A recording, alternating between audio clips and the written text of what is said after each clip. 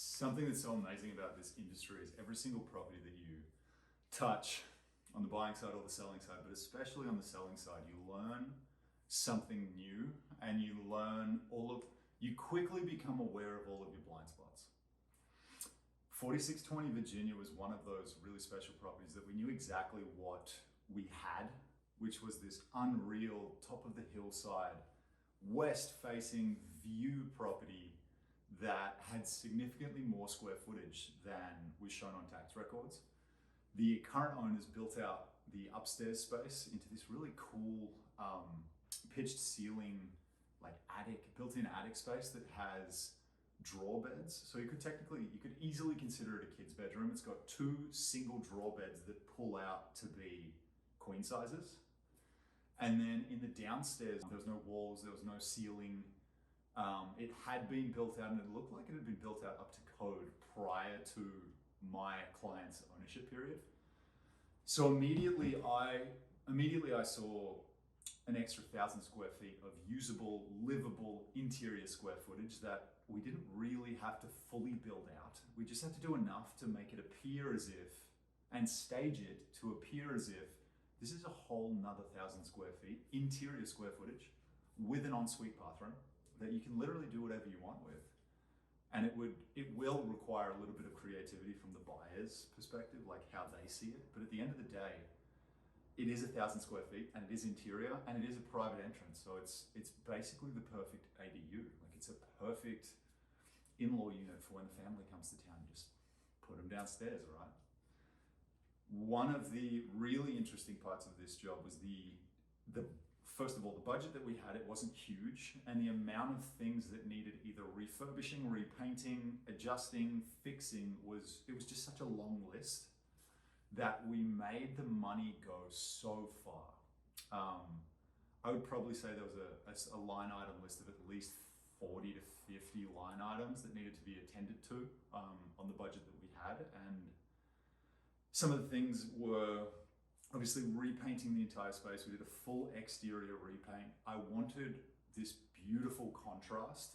What you see in a lot of sort of more modern style houses, this is obviously a Craftsman, but more modern, which is the buyer taste palette in this day and age. It's sort of this contemporary-ish look. I wanted really beautiful contrast. So we chose an oyster white for the exterior to match this gorgeous sort of chocolatey brown trim that exists everywhere on the interior and the exterior. One of the biggest areas we really had to focus our preparation budget was in the bathroom.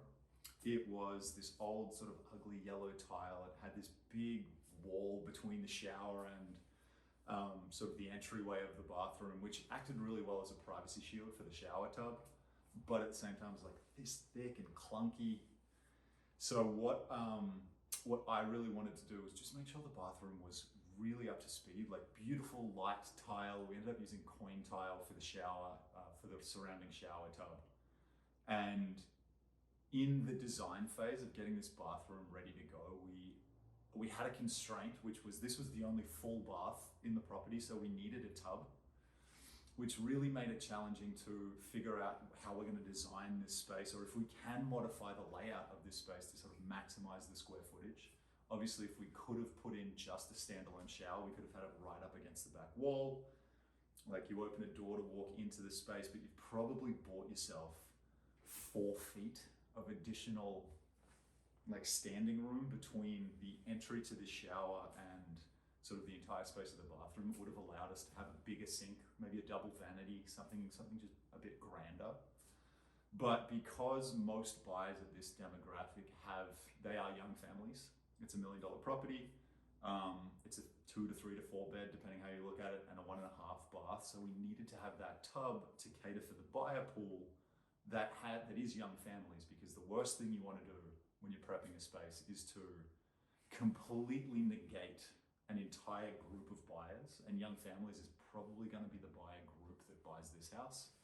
So having that design constraint in place, we chose to box in the shower tub as is and use this beautiful coin tile. We wrapped the entire base with coin tile. We did the whole wall with coin tile.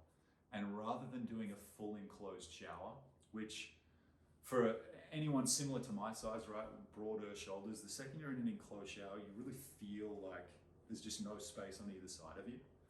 So using a 3/4 swinging door, we put up this beautiful panel on the end that we frosted just so the privacy still existed, and then a 3/4 swinging door, so it'll block all of the water trying to go out of the shower tub, but it'll still act as a really nice sort of swinging enclosed space. Ultimately, I think it turned out really beautiful, and it mimics and mirrors the character of the house and sort of enhances it and brings out some beautiful bronzes in the finished package and the sconces and in the mirror and all the stuff that we chose for the bathroom.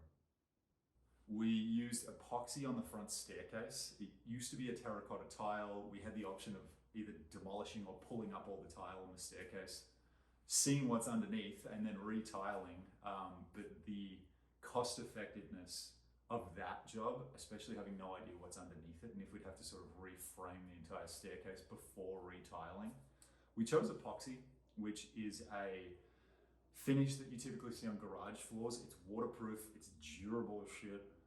It's really hard to damage. So we actually layered multiple coats of epoxy on this entire staircase, which will do a couple of things. First of all, it looks fantastic. And then second, it is fully waterproof. So any cracks or anything in those tiles, that epoxy will act as a water shield to stop water from intruding and potentially rotting away sort of the wooden frame of the staircase beneath it. We needed to bring the entire curb appeal up. Like, we just needed to bring it up. And so we actually skim coated in concrete the entire retaining wall facade of this property. Something that I love about materials and finishes, you kind of get to learn as you go which are your favorite. And I've always loved concrete. Like, concrete it's so forgiving, it's visually stimulating. Like, think of a polished concrete wall in a super modern house, or in this case, like a rough sort of circular finished skim coat on the front retaining wall. It just looks fantastic. Other fixes including obviously refixing the decks, refinishing the decks, doing the garden, doing the landscaping. Growing up as David McMullen's son, I've done so much landscaping in my life. And one of the areas that was going to be really cost ineffective was hiring labor for the landscaping. I had a really tight budget for that, so I focused it all on materials. I wanted to get new plants, I wanted to dig up a lot of the plants that were there. I wanted to make sure that basically the entire property has black mulch, black wood chips all over it. Again, which contrasts beautifully this oyster white exterior coat.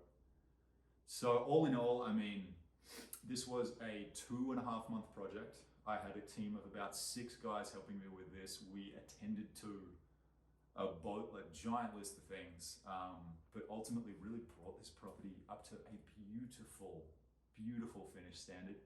And as we sort of near the beginning of the first open house, which is today, this property's actually had more hits on Zillow, as in within the first 24-hour period, it's had more likes and more saves than any property I've ever listed, which tells me that we nailed it with our marketing efforts. We nailed it with the look that we were really going for, and now it just sort of comes down to waiting for the crowds to flock in and see how this open house goes.